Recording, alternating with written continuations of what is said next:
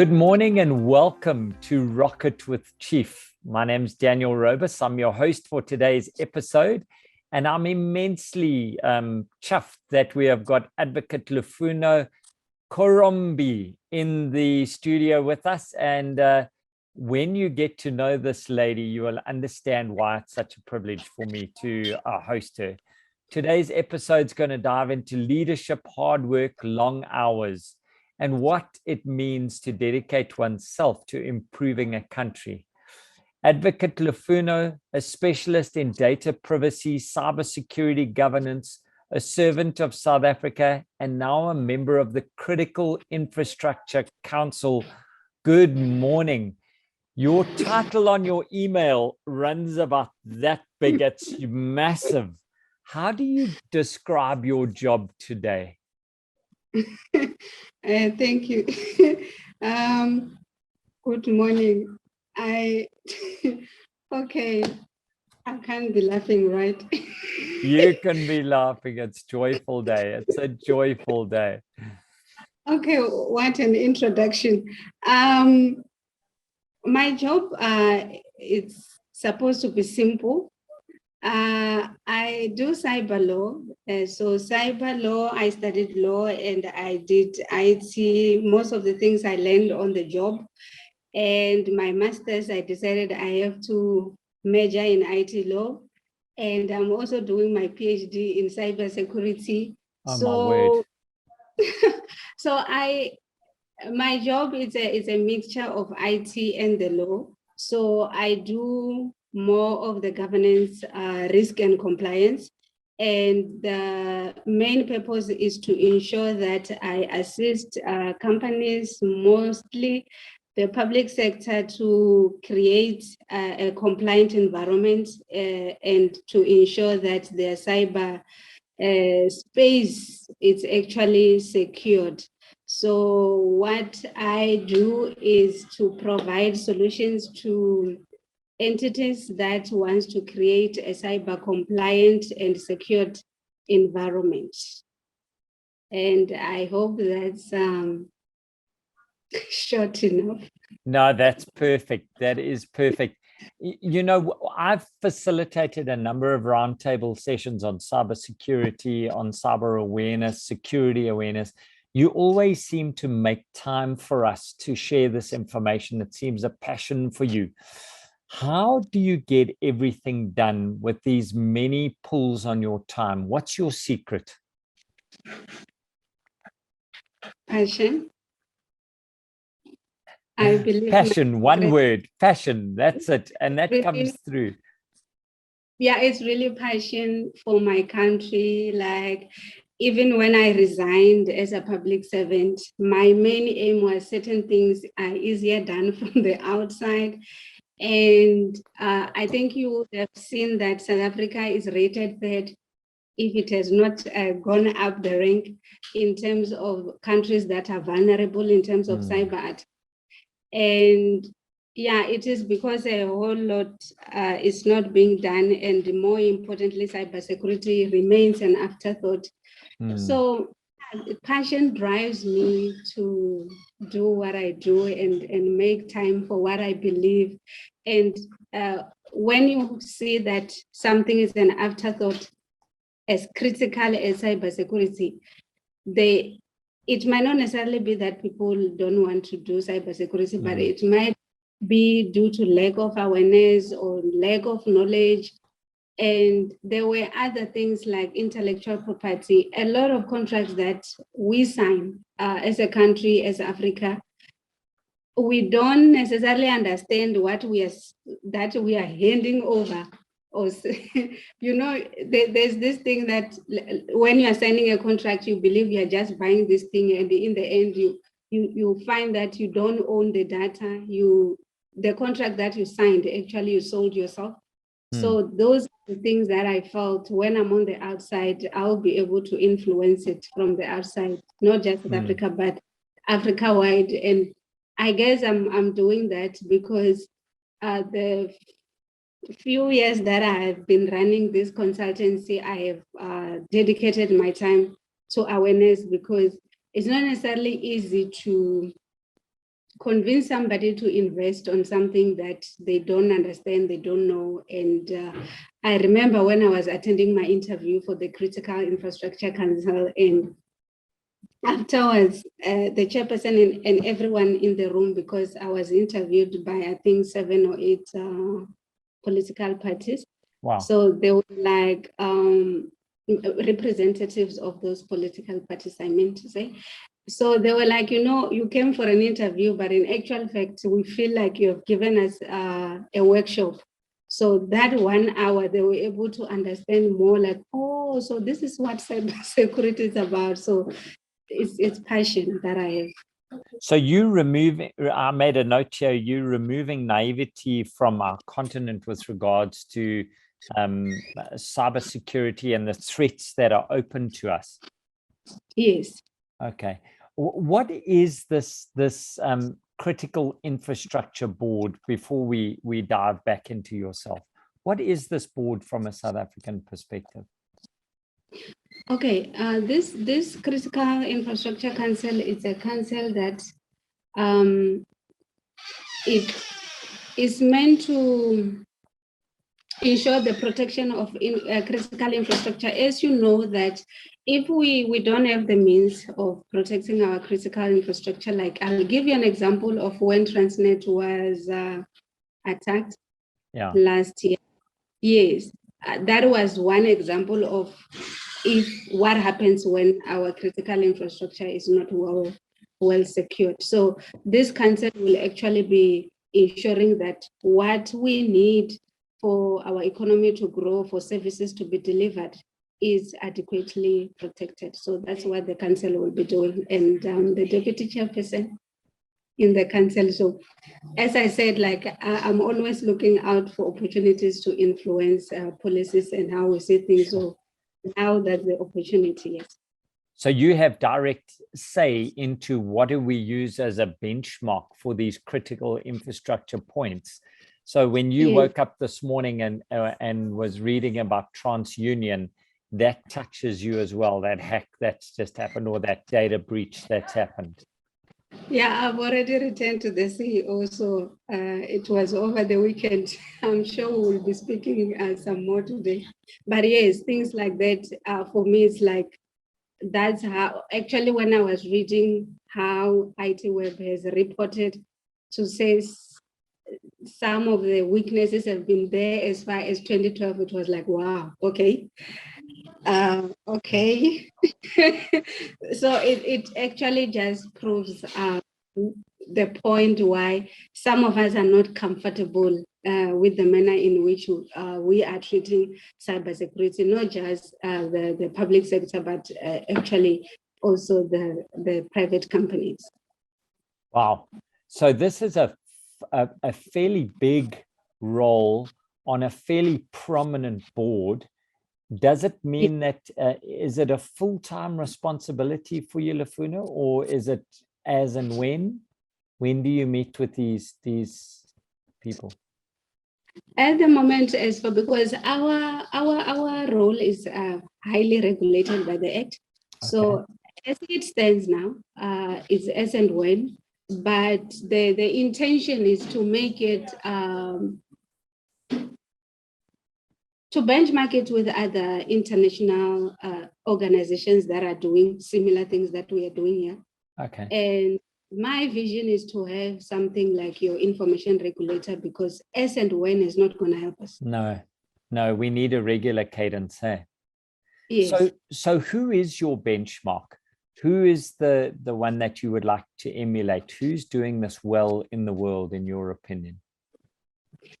I have seen the Critical Infrastructure, I think it's Systems Agency in the US, and that's when I got an idea of how we can also do it this side. And the good thing is that there are industry players who are already interested to say, whatever you need, advisory committee, we are there. So I think it's an exciting exercise. For me, I don't think that this current council where I'm in, which is also the first of its kind in our show, we will do much than just putting down the necessary foundations so that whoever comes after us, at least they have a better environment to work in.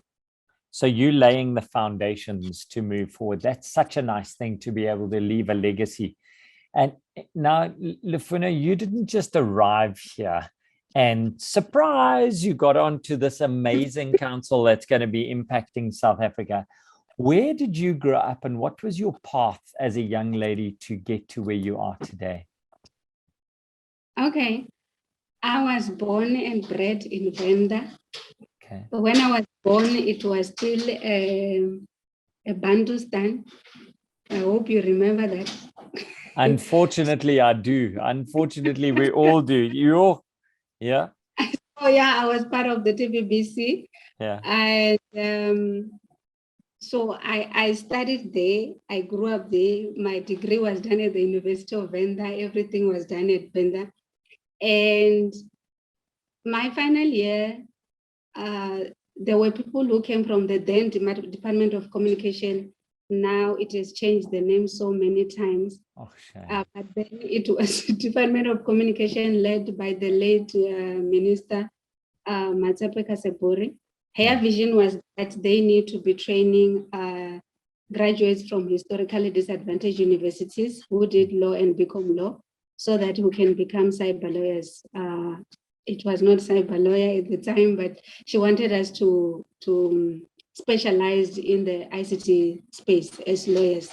And when they came to our university for recruitment, I was totally not interested. I was actually busy writing my street law assignment. I will never forget that day. So when they were busy talking, I'm like, hey, please, you need to finish now. I need to finish my assignment.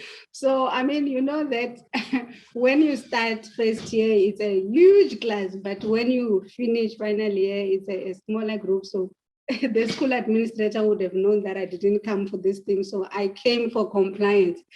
And I really didn't know that I was going to be there because when she asked me, when they asked us for CV, I didn't submit. So she called me, she's like, I've never seen your CV. Where's your CV? So I went and scribbled it, like handwritten.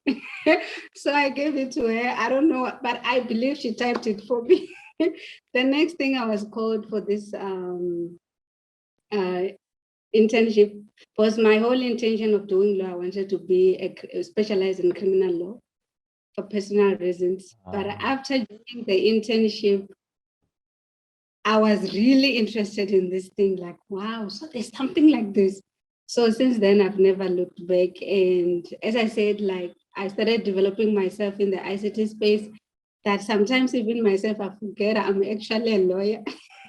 So most people, if it was not because there's an advocate before my name, they would never have known that I actually never studied IT at school. So it's something that, as I said earlier, passion drove me to do what I have to do. Sometimes I'll find myself in class, like when I did the CIO practice at Vets, I believe I was the only non-technical person in the class. Everybody else was technical, but it is for me, I need to know what I'm doing, and you can't necessarily assist people when you actually don't understand their environment. So after that, I did information security as well. So yeah. You really have a servant leadership heart, and you keep saying it again and again. You want to help people, and cybersecurity is where it starts for you. Where did that come from? Were your parents involved in IT in any way? How did you get hooked by this mega IT mindset? I believe it's destiny. I mean, when God has destiny, you can't really, because no, my parents don't know anything about ICT. I'm sure because I do cybersecurity awareness on the regional radio station called Parapara. It's an SABC radio station. So my dad will be listening and my mom will be listening, even though sometimes they don't even understand what she's saying. My dad afterward will be calling, hey, I heard you talking. He will be so excited. Both my parents have been entrepreneurial in a sense, because my mom, before she became a public servant herself. She owned a salon and a number of hustles. And my dad also was, he's able to kind of take apart your umbrella. Let's say you bought it today, there's wind, it's broken, you can take it apart and put it back and it will look like new. And he had other many side hustles. So yeah. So that's where you get your fix it from, because you do the same thing. You take problems, you take them apart, put them back together. That's really outstanding. The profession you've chosen changes at the speed of sound. How do you stay abreast of the changes in this? What's your secret? Where do you read? What do you watch? What do you listen to keep ahead of the trends? I'm a continuous learner. If that is the right English. Yeah. I'm always learning. So there are people that when they meet me, they will be like, so what are you studying now? Yeah.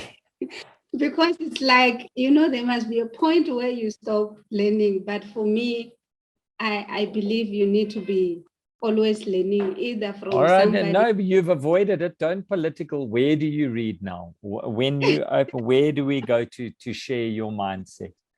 What podcasts? I normally go to Google and I will get the information that I need. The Verizon, they publish ITU, also publish IBM, publishes Essentia, publishes around cybersecurity. So I'm normally like following their publications and to see what's happening.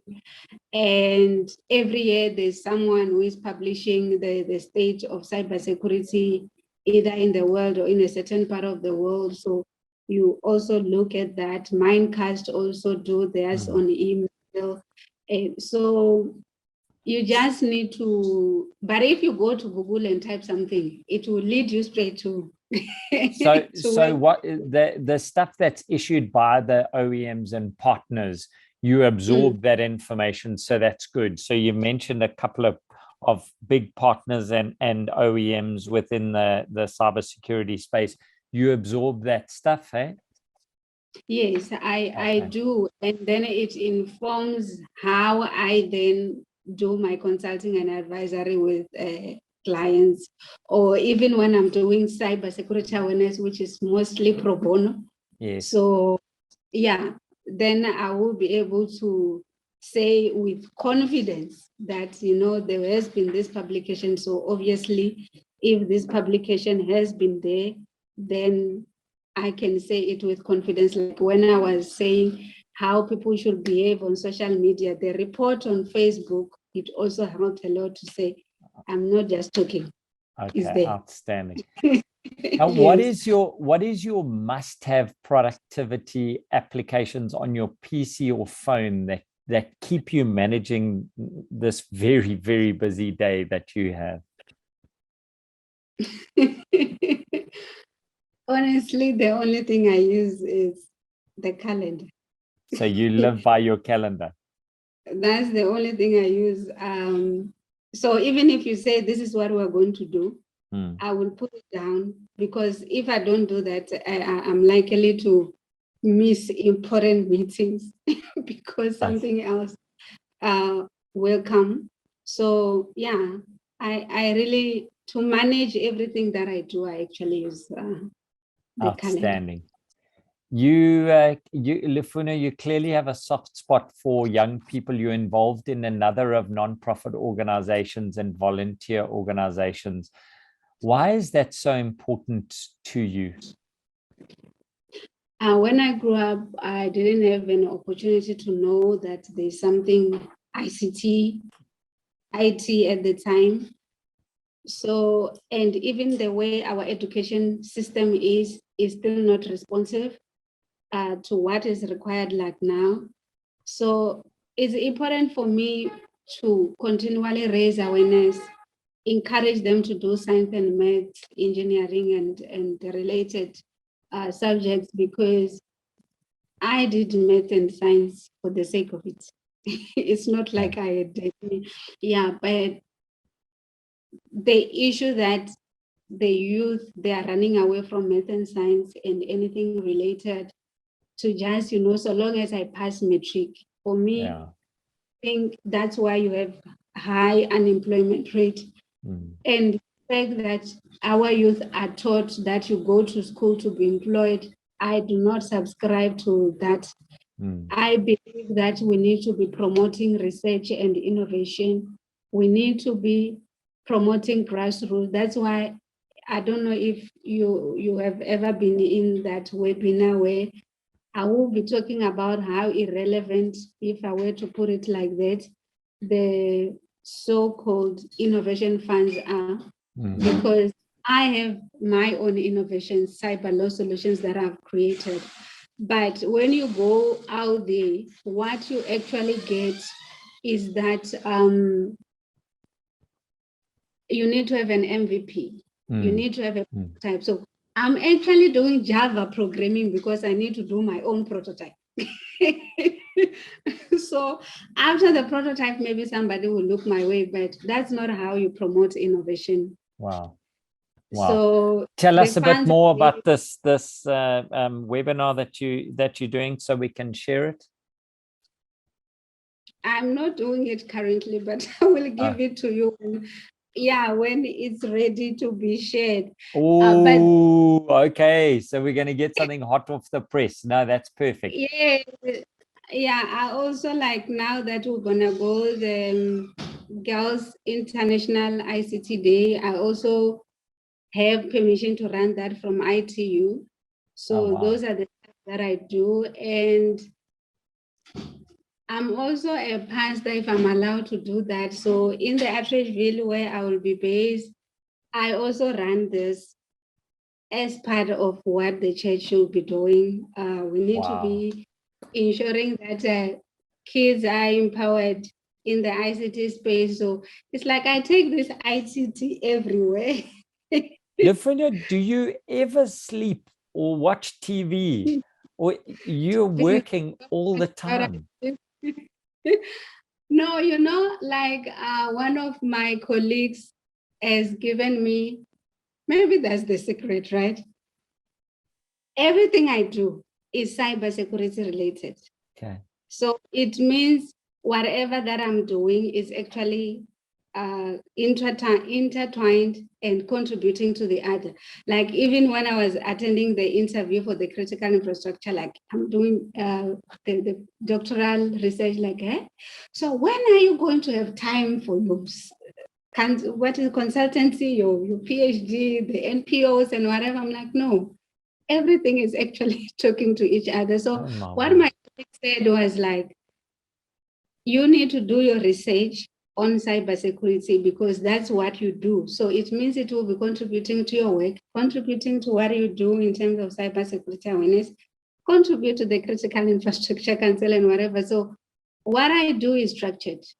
Wow. You get back to the calendar. You use that calendar extensively and you have a vision for where you're going. Now, it actually comes together. When I do it comes to what I do at Atteridgeville. Wow. It comes to what I do with you. It comes to what I do in the PhD research. So, That's amazing. Lufuno, you're the only IT representative on the Critical Infrastructure Council, hey? You represent, you fly the IT flag there.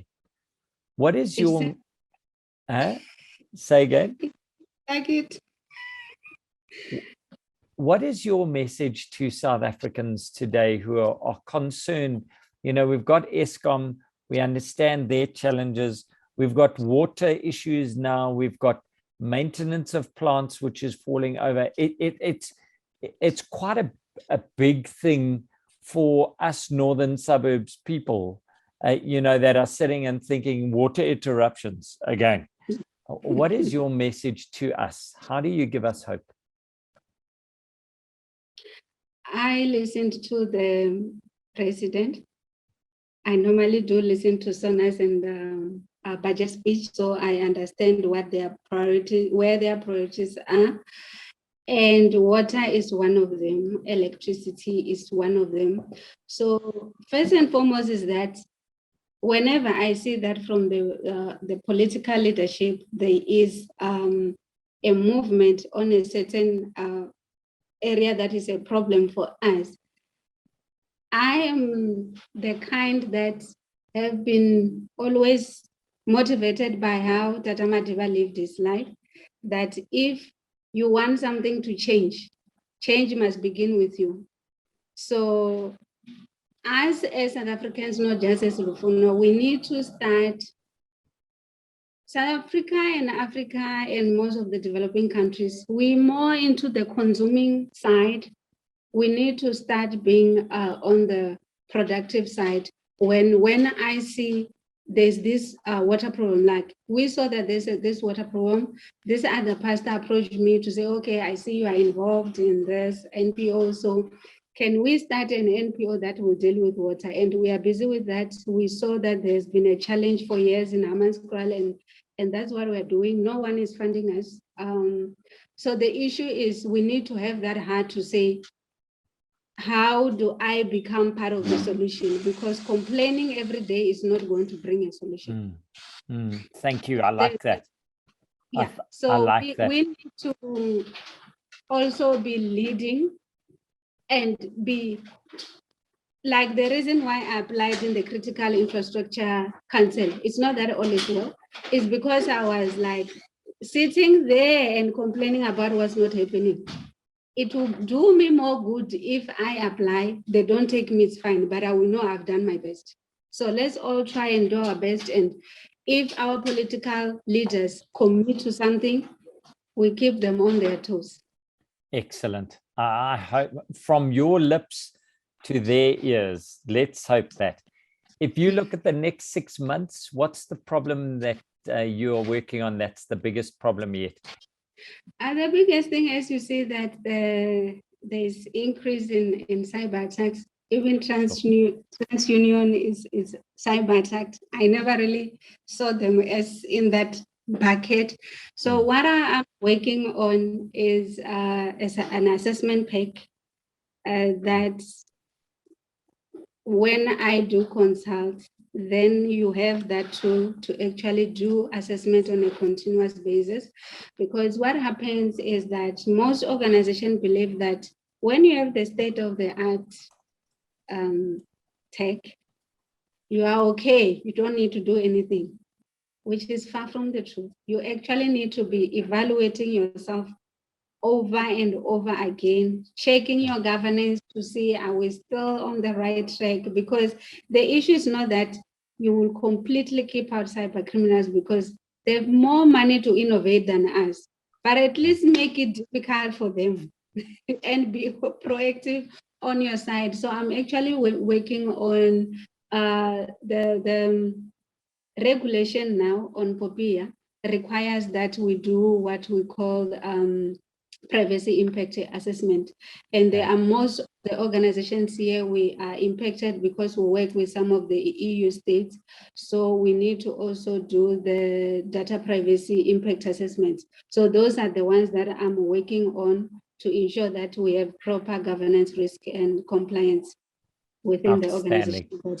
Yeah, assessment, it's like, yeah, you need to do that often, which I believe it's the reason why it's easy. Like if you look at what we saw as what happened with TransUnion, it's obviously because we are not doing vulnerability assessments often enough. Awesome. Thank you. I really like that. You know, I feel about that from a security perspective. Lufuno, we're coming to the end of our time. I've got 2 more questions for you. The one is, I'm not even going to ask you about your romantic life. I was going to, but I'm not going to. So save me. If you were able to go on a walk with anyone alive today, who would it be and what would you chat about? Anyone alive? Anyone in the whole world. Mr. President Cyril Ramaphosa. And what would you chat about? Cybersecurity. What I believe he should be doing. I mean, if it's lifetime opportunity. I need to Sure. be talking about things that matter. So I will talk to him about what I believe he should be doing, because even in his speeches, I don't hear him talking anything about cybersecurity. Come on, sister. Preach it Yes. for the IT people. And now, my last question for you, Lufuno, if you wrote a book, what would the title be? The title of my book, I will tell you what I want to write about. You tell me. Maybe you'll be helping me with the title. You would be writing about cybersecurity. Not necessarily. What I would will you actually write be writing about being an entrepreneur in South Africa is not very easy. And there are many policies written on our behalf that I don't know if they are working for us or in our favor. Like now, I believe you know about the ruling in terms of the preferential act. What do we call it again? PPF, triple PF. Yes. And the ruling is not necessarily supporting now the SMMEs, because I don't know what's happening that side. But the issue is that in my space, I don't have role models. In my space, I don't have mentors. And you bang your head more often than not. And so I would actually want to do a dummies book to effective entrepreneurship, if that is even the title of a book. Just to share my own experience and how I still got where I am without the necessary support that you anticipate when you start entrepreneurship. Oh, in South Africa, they support entrepreneurs, and so excited, and you get there, it's like, oh my goodness. Am I sure I wanted to do this? Lufuno, I want to disagree with you. You didn't have mentors and you didn't have supporters, but you are that to many young entrepreneurs who are coming in, and specifically, and not only young Black entrepreneurs, but young entrepreneurs. And Yes. your willingness to share is admirable. And to whoever's listening to this from a South African perspective, an African perspective, or just an entrepreneurial perspective, I would like to honor Lufuno and say, reach out on LinkedIn, because this is a lady who's always open to advise, who's always open to listen, and who's always open to be part of your journey. I want to thank you for our time that you've given to us. I'm heartened by the fact that you are sitting on the Critical Infrastructure Council, because it gives ITC a flag from someone who knows what's going on, who's clearly passionate about it. Good luck with your PhD. You're going to be a doctor sooner than you know, and then I'll come to you when I've got a sore thigh, or a sore ankle. And I just want to thank you very much for spending the time with us, and wish you the best of luck going forward for the next 6 months, the next year, and the next decade as you change the face of South Africa. So thank you. Yeah, go. No, I'm very thankful to be on this platform. It's an honor for me and a privilege to share. Yes. Well, I hope you have a wonderful short week. I hope it's filled with good meetings. And from me, Daniel Robus at the Rocket with Chief podcast, goodbye. Thank you. Bye.